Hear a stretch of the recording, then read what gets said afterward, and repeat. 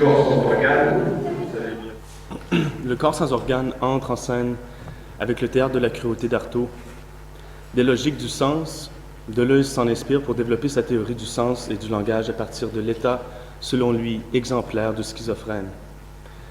Le corps sans organe, dès le début, est le concept d'un corps profond et béant qui n'est pas tramé par les stratifications entre les organes et duquel le langage ne se sépare pas pour se loger dans une objectivité transcendante, mais pour lequel le sens est plutôt vécu dans l'immanence du réseau des entrées et des sorties du corps.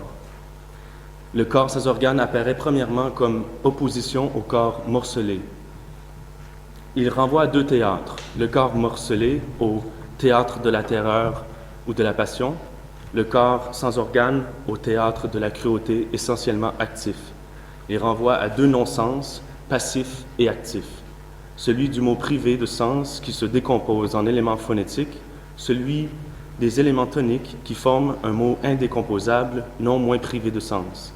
Dans l'organisation de surface que nous appelions secondaire, les corps physiques et les mots sonores sont séparés et articulés à la fois par une frontière incorporelle, celle du sens qui représente d'un côté l'exprimé pur des mots, de l'autre côté l'attribut logique des corps. Si bien que le sens a beau résulter des actions et des passions du corps, c'est un résultat qui diffère en nature, ni action ni passion lui-même, et qui garantit le langage sonore de toute confusion avec le corps physique. C'est une citation de Logique du sens. Il faut comprendre que lorsque Deleuze parle ainsi de surface et de profondeur, il implique déjà son ontologie, dans laquelle les individus sont des effets superficiels, des plis, des creux, des vagues, qui se propagent sur la surface du chaos, comme sur une immense variété topologique, une multiplicité consistante qui relie sens et sensations, corps et âme, matière et forme, tout étant le reflet grandiose des jeux d'interférence entre les singularités innombrables qui composent la différence.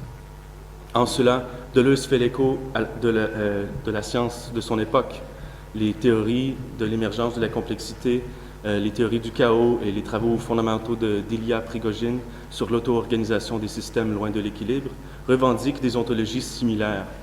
Ultimement, toute organisation est organisation des intensités du chaos sur des plans superposés, des niveaux organisationnels emboîtés l'un dans l'autre, comme dans les échelles successives d'une fractale. La genèse des systèmes biologiques, par exemple, serait le résultat des processus chimiques simples qui, dans le chaos chimique de la soupe primordiale, auraient formé des boucles de rétroaction qui, aussitôt, sélectionnaient la variation aléatoire du milieu chimique en fonction de s'auto-organiser, c'est-à-dire de perpétuer l'exportation d'entropie. Quoi qu'il en soit, c'est dans ce contexte conceptuel que le corps sans organe devient, chez Deleuze et Guattari, de l'anti-Édipe, le concept décrivant un corps en tant qu'amalgame d'individuation métastable, plongé dans une univocité pré-individuelle, c'est-à-dire dans ces réseaux de flux de matière et d'énergie, dans ces systèmes de rétroaction sélective qui s'emboîtent l'une dans l'autre et composent le monde. Il devient donc leur concept pour décrire le champ pré-individuel de l'individu et ses potentialités virtuelles, non actualisées, mais néanmoins réelles et effectives. Il nous réfère à l'œuf Dogon, qui est finalement qui fait partie du mythe cosmogonique du peuple Dogon, qui est un peuple à Mali qui croit que en fait le cosmos naît d'un œuf qui a finalement des champs d'attraction et des seuils et des gradients. Et ils organisent leur village autour de cette cosmogonie, ainsi que leur maison, comme une fractale finalement autosimilaire. Leur cosmogonie est répétée dans leur architecture à différents niveaux. Le corps sans organe, je cite, est la matière intense et non formée, non stratifiée, la matrice intensive, l'intensité égale zéro, mais il n'y a rien de négatif dans ce zéro-là, il n'y a pas d'intensité négative ni contraire. Matière égale énergie, production du réel comme grandeur intensive à partir du zéro, C'est pourquoi nous traitons le corps sans organes comme l'œuf plein avant l'extension de l'organisme et l'organisation des organes, avant la formation des strates, l'œuf intense qui se définit par des axes et des vecteurs, des gradients et des seuils, des tendances dynamiques avec mutation d'énergie, des mouvements cinématiques avec déplacement de groupe, des migrations, tout cela indépendamment des formes accessoires, puisque les organes n'apparaissent et ne fonctionnent ici que comme des intensités pures. Un premier point d'articulation entre le corps sans organes et l'organologie générale que décrit Stigler est l'enregistrement et la trace. Car pour Deleuze et Guattari, dès l'anti-Édipe, le corps sans organes se décrit comme dispositif d'enregistrement ou d'inscription des désirs. Ce corps vide sans organes du premier tome de Capitalisme et Schizophrénie, tel qu'il sera décrit plus tard dans les précisions et modifications qu'apporte Mille Plateaux, est analogique aux attracteurs virtuels qui apparaissent dans un espace de phase, comme celui-ci. Car dans les réseaux de désirs qui caractérisent l'individuation psychique et collective, il y a aussi des zones d'attraction où plusieurs lignes de processus convergent. Même si rien n'est décidé à l'avance, certaines tendances se dévoilent continuellement dans les processus. Les attracteurs qui se dessinent dans ces tendances, comme les attracteurs décrivant l'espace de phase de n'importe quel système physique, attirent les désirs, les organisent, les synchronisent et les diachronisent. Le corps sans organes est donc le champ où les désirs s'organisent comme structure autonome et adoptent leur propre vie, leur propre principe de négociation avec le milieu. Il est ce sur quoi les organes s'enregistrent, devenant par ce fait même organisés. Il faut comprendre que les organes, comme les techniques, et en effet toute série répétitive qui se propage de manière métastable en fonction de s'auto-organiser, sont traités dans l'anti-Édipe comme appartenant à une seule et même espèce, les machines désirantes. Les machines désirantes produisent de la production de désir, au même titre que les hypomnémata protiennent les rétentions des individus qui s'expriment par et dans eux. Selon les auteurs, la production de désir est le fruit d'une série de connexions, le fameux et puis. C'est donc aussi bien la production de réseaux de désir par lesquels les machines désirantes, les techniques, les organes, les âmes s'enchaînent pour produire à leur tour d'autres machines désirantes. Elles se branchent ensemble et produisent des systèmes molaires qui, à leur tour, surcodent les séries qui les composent, modulent les flux et les séries qui les traversent. Comme l'exemple de la triode chez Simondon, la machine désirante est donc la rencontre d'un flux avec un modulateur quelconque. Tout objet suppose la continuité d'un flux, tout flux, la fragmentation de l'objet. Sans doute, chaque machine-organe interprète le monde entier d'après son propre flux, d'après l'énergie qui flue d'elle. L'œil interprète tout en termes de voir, le parler, l'entendre, le chier, le baiser, mais toujours une connexion s'établit avec une autre machine dans une transversale où la première coupe le flux de l'autre, ou voit son flux coupé par l'autre. La machine qui construit ces connexions est reliée à l'état psychique de la paranoïa. Le paranoïaque produit des connexions entre des machines disparates, les branche ensemble dans de nouvelles relations, observe de nouveaux partages de désirs entre des corps étrangers. Le corps vide sans organes, en revanche, est ce qui se rabat sur cette connectivité que met en œuvre la production désirante.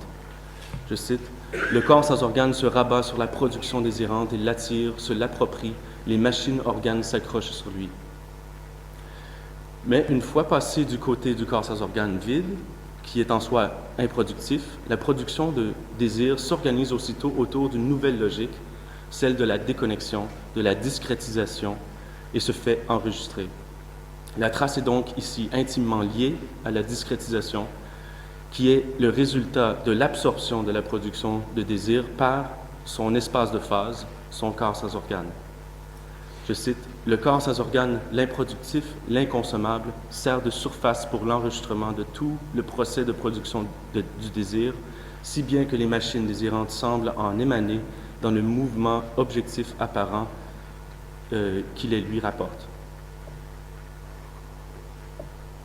Or, l'enregistrement, au lieu d'être produit par l'établissement de connexion, se produit par des disjonctions, car la production ne s'enregistre pas de la même manière qu'elle se produit. Lorsque les connexions conductives passent des machines au corps sans organes, comme du travail au capital, on dirait qu'elles entrent sous une autre loi qui exprime une distribution par rapport à l'élément non productif en tant que présupposé naturel ou divin. Les enregistrements, les traces, sont donc l'envers de la production, et le corps sans organes est la surface qui les articule, qui à la fois les sépare et les rapproche. Les enregistrements deviennent donc la cause finale de ce dont ils enregistrent. Chez Stigler aussi, la trace devient la quasi-cause, après coup, de ce qu'elle permet de retenir, puisque son support, l'hypomnématone, opère toujours déjà une protension, c'est-à-dire une sélection de ce qui aura pu être retenu en premier lieu. Alors que la production de désir procède des connexions entre les machines désirantes, du point de vue du corps sans organes vide, elle prend plutôt l'allure d'un pavé de parties discrètes fonctionnelles, un réseau de disjonctions qui sont, pour Deleuze et Guattari, la forme même de l'enregistrement.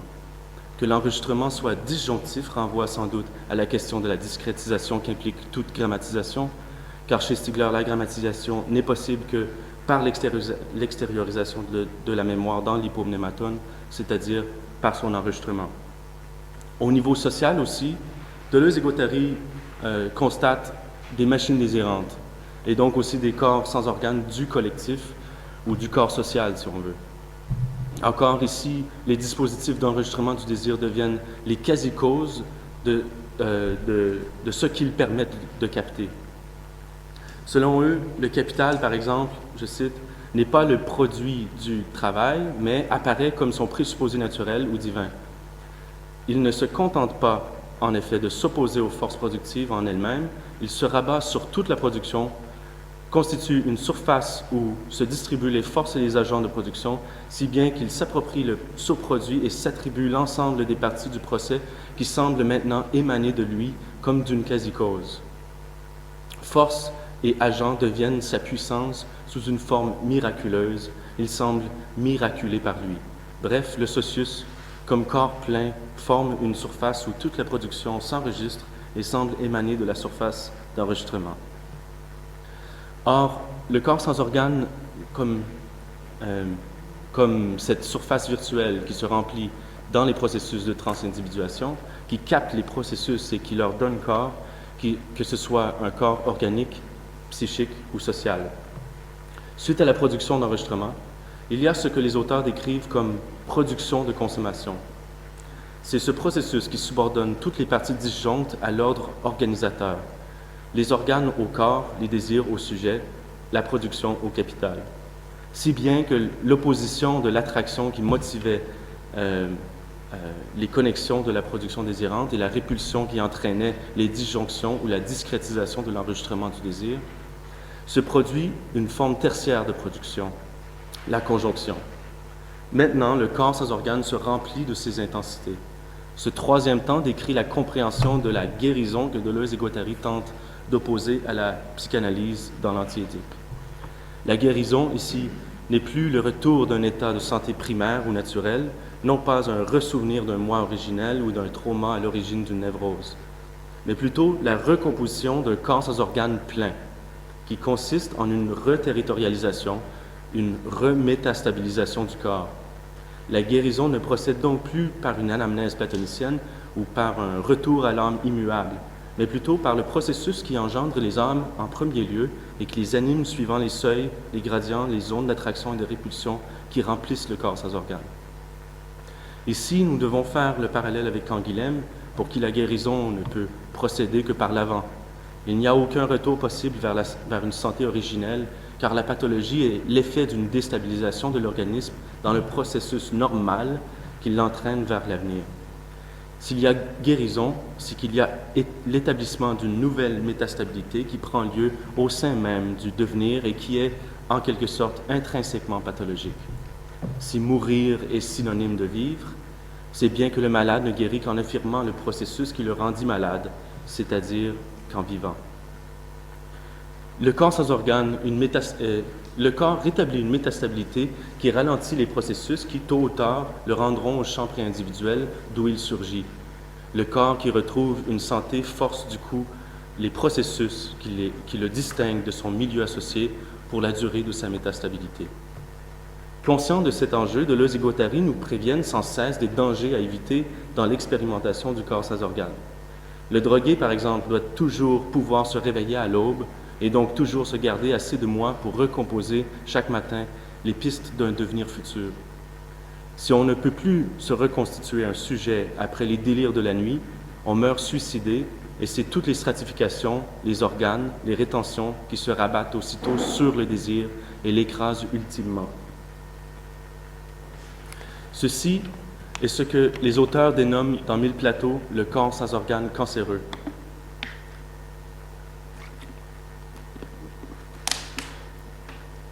Un corps sans organes qui se leurre dans une répétition virulente du même, qui n'arrive plus à vivre la différence qui lui permet de désirer.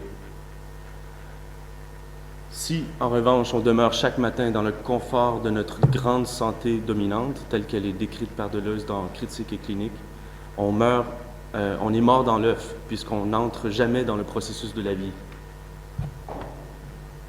Ces mises en garde renvoient à l'épreuve nietzschéenne de l'éternel retour, où il n'est pas question de regagner l'origine, mais d'assumer, de transfigurer, de célébrer même l'aspect répétitif de la rencontre entre une perspective et le tout, relevant d'une inadéquation éternelle. Cette inadéquation qui ouvre sur toute la question de la finitude rétentionnelle chez Stigler, fait aussi, je crois, tourner la roue de l'éternel chez Nietzsche. Car l'homme est, d'une certaine manière, intrinsèquement schizoïde, au sens de schise, vivant dans l'interstice de l'organique et de l'inorganique, entre les animaux et les dieux, entre l'individu et le collectif. Je serais tenté de dire que l'anamnèse du pharmacologique doit résonner de l'amor fati de Nietzsche, puisqu'elle consiste à apprendre à affirmer son défaut d'origine, et c'est également de cette manière que j'interprète la construction du corps sans organes, le corps sans organes plein, c'est-à-dire. Ce n'est pas un retour à l'origine, mais plutôt l'affirmation d'un défaut d'origine, car le corps sans organes plein est bien le corps plein de un corps plein de sa pré-individualité, c'est-à-dire de toute la différence qu'il habite, et donc un corps armé du potentiel qui lui permet de devenir. Pourquoi, en effet, l'anamnèse serait-elle toujours le ressouvenir d'une unité ou d'une idéalité originelle, plutôt que la production des attracteurs qui deviennent aussitôt les quasi-causes des processus? Similairement, Bernard Stiegler réussit déjà à transfigurer la logique platonicienne de l'anamnèse. Car dans le processus d'idéalisation qu'il décrit, l'idée devient le produit des transindividuations. Autant qu'il se ressouvienne de ce que son âme a oublié des principes idéaux de la géométrie, le premier géomètre engendre un nouveau processus d'idéalisation. Chaque logique qui s'installe dans le dialogue ou dans un soliloque tramé par la trace procède d'un processus d'idéalisation, si bien que dans l'interférence des rétentions secondaires collectives et individuelles, l'objectivité se déploie comme une grande toile d'araignée qui capte les discours et les rationalisations, produit des réseaux de transindividuation qui sont pour leur tour, pour leur part, surcodés et protenus par des protensions tertiaires. Chaque dialogos se poursuit vers ces attracteurs étranges que sont les idéalisations, qui ne sont jamais donnés d'emblée, c'est-à-dire jamais existants, mais plutôt consistants, qui ne peuvent se résoudre parfaitement dans la précision de leurs détails qu'au moment où tous les potentiels sont épuisés. Les idéalisations se redéfinissent constamment en se précisant dans le processus par le partage du logos dans le dialogue, par l'interférence des désirs qu'il implique ou s'intensifiant dans chaque retour à l'âme à ce qui est enregistré dans la réinterprétation perpétuelle de la trace. Tout se passe comme si le virtuel est bien toujours la cause finale de l'actuel, mais l'actuel est maintenant aussi la cause efficiente du virtuel, car c'est dans l'interférence des rétentions secondaires individuelles et les rétentions secondaires collectives, tramées par les rétentions tertiaires, que l'idée virtuelle devient l'attracteur d'un processus d'idéalisation actuel. L'idée se constitue comme attracteur systémique qui guide les agents dans une co-individuation, c'est-à-dire une individuation de l'échelle molaire qui est à son tour produite par la rencontre transductive entre les individus au niveau moléculaire. Chaque nouvelle métastabilisation prothétique rejoue les cartes. Elle redistribue les rapports entre les rétentions secondaires collectives et les rétentions secondaires individuelles ou psychiques, qui résultent d'ailleurs souvent d'une nouvelle adoption technique. Or, l'oubli qu'engendre chaque nouvelle métastabilité dans la longue histoire de l'évolution des techniques, traditions et cultures, est donc analogique à l'oubli dont parle Socrate, l'oubli des idéaux transcendantaux qu'implique la réincarnation de l'âme. On remplace donc la réincarnation perpétuelle de l'âme par la remétastabilisation perpétuelle des rapports entre le collectif, les individus et les hypomnémata qui les protiennent. En effet, s'il y a réincarnation, c'est que l'individu doit se modifier dans le temps, car il est le produit de l'interférence de multiples flux de rétention de ces flux à différentes échelles. L'âme se métastabilise sur ces complexes de rétention et de protention, mais lorsque les conditions changent, par exemple lorsqu'une nouvelle technique se fait adopter, l'individu aussi doit changer. C'est justement dans ces moments de crise que se dévoilent les attracteurs de nouveaux processus d'idéalisation, comme si la crise provoquait dans sa brisure de symétrie, dans son dévoilement de ce qui était neutralisé par les partages précédents, les idéalités que l'âme avait oubliées depuis sa dernière métastabilité. Les nouveaux attracteurs surgissent donc de la crise comme autant de flèches du temps émergentes du pré-individuel et convergentes sur une nouvelle individuation, si vague soit-elle dans les premiers moments d'un processus d'idéalisation. Ce monde d'interrelation qui meurt et renaît autour de chaque nouvelle métastabilisation prothétique est à la racine de la problématique pharmacologique, car toute convergence autour d'un centre, toute distinction entre ici et là, entre intérieur et extérieur, entre individus et milieux associés, constitue sa propre opposition entre remède et poison. Car ce qui est bon ou mauvais pour l'individu est intimement lié au partage de l'individu et de son milieu associé. La mémoire et l'oubli vont donc de pair. Il n'y a pas de mémoire sans individuation, sans processus, sans oubli. Pas de rétention sans possibilité de perdre cette rétention au flux constant des séries d'événements. Comme le dit Stigler, la possibilité de perte de mémoire est précisément ce qui constitue la mémoire en elle-même. Il est inscrit dans l'intention de ce dont je me souviens, à la fois que cela puisse s'évanouir et que cet évanouissement puisse être interrompu, relevé ou suppléé par une fixation, un enregistrement. La rétention dépend en effet de la finitude rétentionnelle. La mémoire dépend de l'oubli. Pour Deleuze aussi, dès différences et répétitions, l'oubli est créateur, car l'avenir d'où surgit l'événement ne peut être autre chose que l'oubli en soi. Il voulait, avec cet ouvrage, penser la différence en elle-même sans la soumettre aux exigences de la représentation, ce qui lui obligeait de faire son propre remaniement de la théorie des idées. Or, chez Deleuze, l'idée, comme attracteur étrange, remplace aussi l'idée au sens platonicien. Elle n'est plus immuable, mais produite et sujette à la praxis. Elle n'est plus transcendante, mais immanente, et fait l'objet d'un certain empirisme. Implicitement peut-être, l'idée devient à la fois l'attracteur d'une transindividuation et le produit d'un processus d'idéalisation. En effet, si le platonisme figure toujours dans sa philosophie de la différence, c'est que l'idée n'y est pas évacuée, mais encore fondamentale. Que l'idée surgisse du sans-fond qu'est le champ pré-individuel fait l'écho de l'idée comme surgissement du pré-mortel, du pré-humain. Ce qui change par contre est que l'idée est maintenant comprise comme étant, je cite, constituée d'éléments différentiels, de rapports différentiels entre ces éléments et de singularités correspondant à ces rapports. De plus, chez Deleuze, l'idée est inséparable du problématique, ce qui nous renvoie à la crise ou à la déstabilisation du métastable. C'est une erreur, je cite, de voir dans les problèmes un état provisoire et subjectif par lequel notre connaissance devrait passer en raison de ses limitations de fait. Le problématique est un état du monde, une dimension du système et même son horizon, son foyer. Il désigne exactement l'objectivité de l'idée, la réalité du virtuel.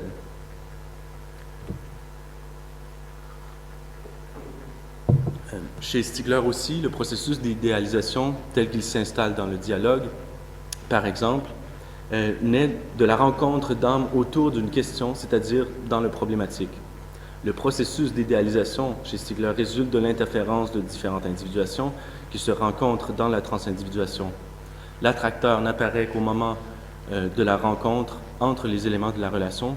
L'idée surgit donc de la relation, mais en devient aussitôt la cause, car elle surcode la relation, elle sélectionne parmi le potentiel préindividuel des individus seulement ce qui vaut pour elle, elle fait des éléments de la relation ses parties, ses organes, ses représentations. C'est ainsi, je crois, que la transfiguration de la logique de l'idée par la théorie deleuzienne semble, du moins sur le fond, s'accorder avec les processus d'idéalisation dont parle Stigler. Et dès Capitalisme et Schizophrénie, le corps sans organes recapitule et généralise cette logique de l'idée comme attracteur de processus qui se constitue comme quasi-cause après coup dans le croisement des individuations.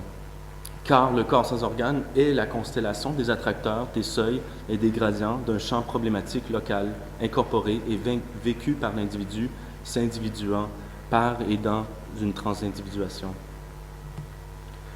Nous avons ici, je crois, une interprétation de l'anamnèse qui doit être distinguée de l'anamnèse platonicienne. Car si l'idée n'est plus originelle, si elle ne précède pas le processus qui fonde à la fois la mémoire et l'oubli, par la force de l'inadéquation mnésique entre le tout et la partie, l'anamnèse ne peut être que la production d'une consistance supplémentaire, qu'une individuation qui n'exprime que sa constitution pharmacologique indécidable, c'est-à-dire une affirmation au sens nietzschéen. C'est pourquoi je tends à rapprocher le corps sans organes plein en tant qu'anamnèse de l'univocité préindividuelle de la différence à l'anamnèse du défaut d'origine chez Stigler. Paradoxalement, je m'appuie ici sur un passage de Mille Plateaux où Deleuze et Guattari nous préviennent au contraire que le corps sans organes n'est pas une anamnèse. Là où la psychanalyse dit « arrêtez, retrouvez votre moi », il faudrait dire « allons encore plus loin, nous n'avons pas encore trouvé notre corps sans organes, pas assez défait notre moi. Remplacez l'anamnèse par l'oubli, l'interprétation par l'expérimentation. » Cette dernière phrase semblerait contredire mon propos. Le corps sans organes ne se construirait pas par anamnèse, mais plutôt par amnésie. Mais comme nous l'avons vu plus tôt, et comme la phrase précédente nous l'indique, nous devons faire attention de ne pas la lire hors contexte, car c'est la phrase précédente qui nous l'indique. Les auteurs ici opposent précisément l'anamnèse freudienne, l'anamnèse au sens d'un retour à l'origine, l'anamnèse d'un moi essentiel ou d'un trauma fondateur d'une répétition. Or, cette mise en garde nous dévoile la distinction fondamentale que nous venons de décrire entre l'anamnèse telle qu'elle est décrite par Platon, qui est selon eux reprise par la psychanalyse, et le concept d'anamnèse tel qu'il doit être conçu pour adresser l'aspect pharmacologique de la mémoire. Car ici, l'anamnèse n'est justement pas un retour à l'origine, mais surgit du complexe rétentionnel impliqué par la constitution prothétique du temps. Elle renvoie, selon moi, à l'affirmation du défaut d'origine que Stigler pose comme essence de la condition humaine. En effet, la question de l'origine est un effet de la trace et ne peut apparaître qu'en tant qu'extériorisée et donc seulement lorsqu'elle est déjà captée par le passé. Telle l'eau pour le poisson, le souvenir est transparent. Il nous vient par-dessous car ces mécanismes s'impliquent, se rendent implicites à la remémoration et on les oublie perpétuellement. L'oubli est donc intrinsèque à la mémoire. La mémoire est toujours déjà constituée par la possibilité de ne plus retenir, par la finitude rétentionnelle. La mort ou la transition de phase, quand les données mnésiques ne peuvent plus s'encoder dans les réseaux qui s'offrent à elles, et doit soit s'oublier radicalement, c'est-à-dire mourir, s'évanouir, ou deux, se faire suppléer, sublimer vers d'autres niveaux d'organisation, c'est-à-dire s'extérioriser. Bien sûr, aussitôt extériorisée, elle opère ses sélections des rétentions du niveau inférieur. Elle les protend, tel le deuxième temps du corps sans organes qui enregistre les désirs et les discrétise en organes, devenant leur quasi-cause. Toute extériorisation mnésique est donc à la fois explicitation et implicitation. L'objet technique, en même temps qu'il permet de dissiper les traces mnésiques des systèmes psychiques et collectifs, lui devient implicite par ce fait même. La prothèse mnésique, en tant que supplément rétentionnel, permet en premier lieu l'explicitation de la mémoire par les variations et les stratifications, voire grammatisation que permet la trace hypomnésique. Mais en même temps, l'hypomnèse provoque l'implicitation du monde car le support mnésique, comme l'objet technique, par les habitudes qu'il installe en nous, ainsi que par les prétentions de rétention individuelle, nous devient transparent puisqu'il s'enveloppe dans l'étant à portée de la main.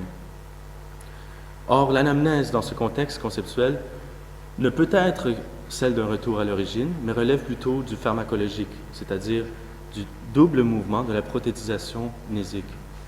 Explicitation et implicitation, constitution simultanée de la mémoire et de l'horizon de l'oubli, de l'explicite et de l'implicite, de l'extérieur et de l'intérieur, et par extension, du poison et du remède.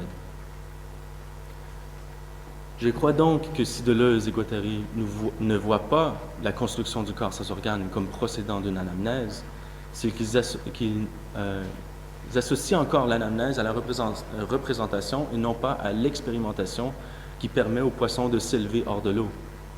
Car si, contre Platon et avec Stigler, nous croyons qu'il ne peut y avoir de mémoire sans hypomnèse, l'anamnèse ne plus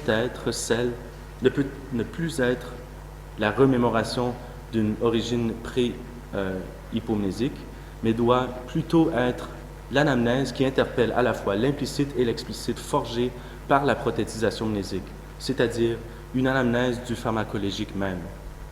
L'anamnèse est donc un processus, une production, plutôt qu'un retour à l'origine. Sans penser le pharmacologique, nous ne pouvons pas produire d'anamnèse, et nous sommes donc destinés sans cesse à impliciter le monde sans jamais pouvoir s'élever hors de l'eau.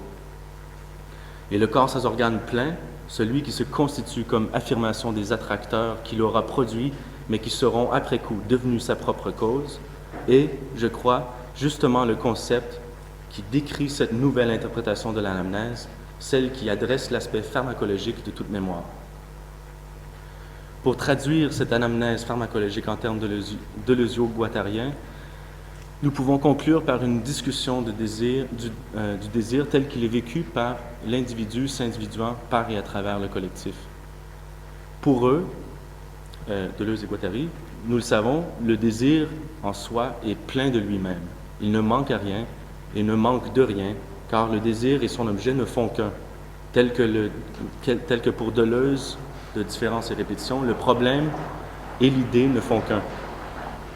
Alors pour eux, le désir vécu comme manque qui caractérise la représentation de l'idée dans le schème platonicien est compris comme déjà passé par la surface de traduction qui est le corps sans organe vide, c'est-à-dire. Car dès l'anti-Édipe, le corps sans organe est la surface qui opère la traduction d'un désir comme production en un désir comme manque. Si l'idée platonicienne est vécue comme manque, c'est qu'elle manque toujours à la représentation. Elle demeure à jamais dans le sans-fond de l'interprétation et lui demeure indifférenciée et improductive. Or, le désir comme manque attesté par l'anamnèse platonicienne et son régime de représentation, cette subordination de la différence à l'identité, serait déjà le résultat d'un passage du désir par la surface de captation et d'enregistrement qu'est le corps sans organe. Si bien que le principe amnésique lui-même est renversé. Ce qui est implicité par le refoulement qui donne corps au sujet n'est plus une identité, mais plutôt un réseau de singularités pré-individuelles. Or, si l'organe, comme le sujet, est le résultat d'un oubli, d'une implicitation des désirs par leur enregistrement dans la surface de traduction qu'est le corps sans organe vide de l'anti-Édipe, l'anamnèse ne peut être que la constitution d'un autre corps sans organe, le corps sans organe plein de Mille Plateaux. Car, comme nous l'avons vu, il y a bien trois types de corps. Le corps cancéreux, qui est le corps sans organe suicidaire, qui efface et arrache toutes les stratifications à la sauvage et qui entre aussitôt dans le processus catatonique de la répétition du même, le corps vide, qui est bien celui qui capte les désirs et les traduit en manque, et qui produit donc le principe de représentation d'où découle la métaphysique de l'identité originelle, le schème platonicien. Et le troisième corps, le corps plein, sans organes, qui est celui qui se remplit d'intensité, tel l'œuf plein de potentiel, l'œuf comme corps plein de sa propre pré-individualité. Je cite Mille Plateau. Problème des trois corps, Artaud disait que, en dehors du plan, il y avait cet autre plan qui nous entoure d'un prolongement inéclairci ou d'une menace suivant les cas. C'est une lutte et qui ne comporte jamais à ce titre la clarté suffisante. Comment se fabriquer des corps sans organes sans que ce soit le corps sans organes cancéreux d'un fasciste en nous ou le corps sans organes vide d'un drogué, d'un paranoïaque ou d'un hypocondre? Comment distinguer les trois corps? En effet, la transindividuation est toujours à la fois désubjectivante et subjectivante. Le sujet déterritorialisé par le collectif et doit sans cesse se reterritorialiser par rapport à eux, aux autres. Et c'est cette constante négociation entre le tout et la partie, entre la société et l'individu, entre le molaire et le moléculaire, qui constitue les termes de la relation transductive, tels les arbres de la forêt qui poussent vers les cieux par l'effet de leur tension réciproque. Les auteurs offrent l'exemple du renoncement au plaisir qu'est l'amour courtois ou le masochisme. Ils ne révèlent pas d'un manque ou d'un idéal inatteignable. Le plaisir n'est pas opposé au désir, mais le flux du désir lui-même, sa joie intrinsèque. Le renoncement au plaisir externe, ou son retardement, son éloignement à l'infini, témoigne d'un état conquis où le désir ne manque plus de rien, se remplit de lui-même et bâtit son champ d'immanence. Le plaisir et l'affection d'une personne ou d'un sujet, c'est le seul moyen pour une personne de s'y retrouver dans le processus du désir qui la déborde. Les plaisirs, même les plus artificiels, sont des reterritorialisations. Mais justement, est-il nécessaire de se retrouver? C'est une autre citation de Plateau. Pour Deleuze et Guattari, le champ d'immanence que l'on rejoint par la construction d'un corps plein sans organes n'est justement pas ce retour au moi, ni un accès au non-moi extérieur. Il serait plus juste de dire que la construction du corps plein sans organes ne choisit pas entre l'intérieur et l'extérieur, mais s'ouvre sur l'interpolation des deux, c'est-à-dire sur le circuit de transindividuation. Il est comme la graine qui, avec tout son potentiel replié, peut entreprendre une multiplicité d'individuations différentes lorsqu'elle négocie son milieu associé, l'arbre vertical et droit de la forêt ou l'arbre s'étirant horizontalement sur la savane. De plus, le plan de consistance que Deleuze et Guattari décrivent comme l'ensemble de tous les corps sans organes, tous issus de techniques de soins très différentes, renvoie pour moi à ce que Stigler appelle le réseau de transindividuation infiniment long. Chaque corps sans organes, disent Deleuze et Guattari, est un morceau du champ d'immanence, un circuit de désir qui se tient en soi comme singularité intensive, mais qui fait tout de même partie de l'ensemble. Cet ensemble de tous les corps sans organes, ce champ d'immanence au sens propre, est précisément la réunion de tous ces devenirs autres, de tous ces moi indissociables de leur passé, de leur futur, de leurs parents et de leurs enfants, de leurs amis et de leurs ennemis. Les circuits de transindividuation, comme les constructions du corps sans organes, impliquent toujours un soin pour éviter que la technique ne devienne poison, comme l'enseigne Socrate, ou encore, suivant Deleuze et Guattari, pour éviter que le corps sans organes que nous construisons ne soit le corps sans organes cancéreux d'un fasciste en nous, ou le corps sans organes vide d'un drogué, d'un paranoïaque ou d'un hypocondre. Car cette indécidabilité du corps sans organes cancéreux, vide ou plein, résulte encore de l'aspect intrinsèquement pharmacologique de la mémoire. N'est-ce pas bien le pharmakos, le sacrifice du bouc émissaire, le blâme de la sorcière, qui rétablit la distinction entre le nous et les autres, qui résout la déterritorialisation de la crise et reterritorialise la République, qui refonde le corps comme emboîtement d'organes et de strates? Le corps plein sans organes, par contre, doit procéder d'une anamnèse pharmacologique au sens où il est justement le ressouvenir incarné de l'aspect arbitraire de la distinction entre l'implicite et l'explicite, intérieur et extérieur, entre nous et vous, entre moi et nous, ou de l'indécidabilité objective du poison et du remède. Merci.